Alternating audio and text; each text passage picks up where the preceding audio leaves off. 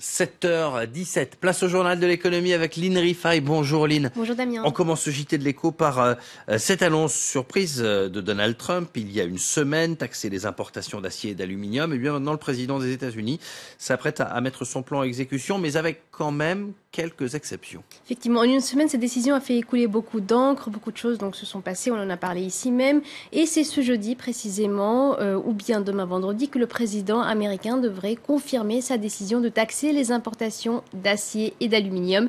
Une décision qui pourrait comporter quelques exceptions. Le Canada et le Mexique pourraient finalement être exemptés de ces taxes pendant au moins 30 jours.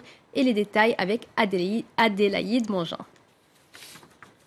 C'était il y a une semaine, le président américain Donald Trump annonçait son intention d'imposer des taxes sur les importations d'acier et d'aluminium. 25% de taxes sur les importations d'acier et 10% sur celles d'aluminium. Alors que la Maison-Blanche s'était positionnée pour une application sans exception de ces mesures, 2 pays pourraient être exemptés de ces taxes pendant 30 jours. Il y a des exceptions possibles pour le Mexique et le Canada pour des raisons de sécurité nationale et il y en aura potentiellement pour d'autres pays. Les autres partenaires commerciaux des États-Unis, comme la Chine, ont vivement réagi. Choisir la guerre commerciale n'est pas la bonne décision. Et cela nuira inévitablement aux uns et aux autres. La Chine aura la réponse nécessaire et adéquate. L'Union européenne annonce des représailles, des taxes sur des produits américains emblématiques. Au Jean Levis, au Bourbon et au Harley Davidson pourraient s'ajouter le beurre de cacahuète, les érelles et le jus d'orange dans la liste des produits visés. Je peux seulement préciser qu'une chose semblable s'est produite en 2002. Comme certains d'entre vous se souviendront peut-être, ce n'était pas une bonne chose. Cela a coûté des milliers et des milliers d'emplois américains. J'espère donc que quelqu'un à la Maison-Blanche a lu le livre d'histoire. Le sujet sera au programme du prochain sommet européen. Les Européens exportent près de 5 milliards d'euros d'acier et 1 milliard d'euros d'aluminium chaque année vers les États-Unis. Voilà, ce possible assouplissement de la position de Donald Trump tente à rassurer les marchés asiatiques pour l'instant. Effectivement, après l'inquiétude qu'on a vue hier sur les marchés asiatiques, vous vous souvenez, ils avaient clôturé dans le rouge suite à la démission justement du principal conseiller économique de Donald Trump.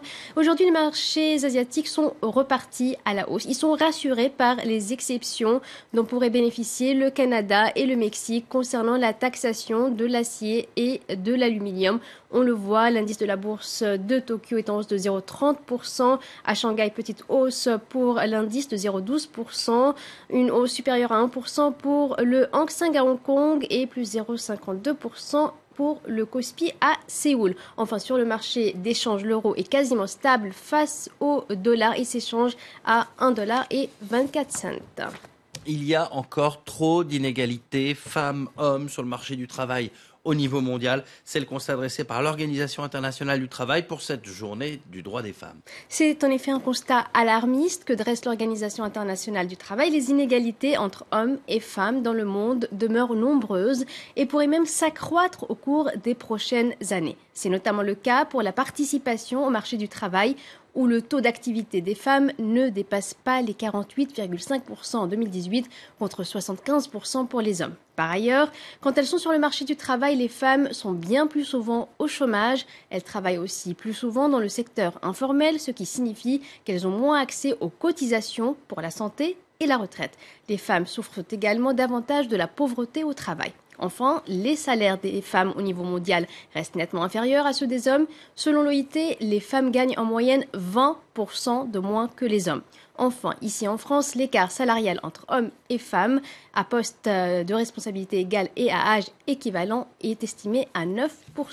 Oui, ce chiffre il a été rappelé par le gouvernement, 9%. Et pour faire face à ces inégalités salariales qui persistent, eh bien, le gouvernement français vient de dévoiler une série de mesures. Et l'objectif de ces mesures est d'appliquer l'égalité salariale dans les faits, puisque dans la loi française, le principe à travail égal, salaire égal existe depuis 45 ans déjà. Pour cela, le gouvernement prévoit de multiplier par 4 les contrôles dans les entreprises effectués par l'inspection du travail. Ces contrôles seraient aussi accompagnés de sanctions à partir de 2022, et ce pour les entreprises de plus de 50 salariés qui présentent des écarts de salaire injustifiés entre les hommes et les femmes. Comment cela ? Eh bien, cela se fera à travers un logiciel qui aura pour mission d'identifier les écarts de salaire en entreprise. Un logiciel qui sera libre de droit, Damien. Merci beaucoup, Lynn Rifaille, pour ce journal de l'écho.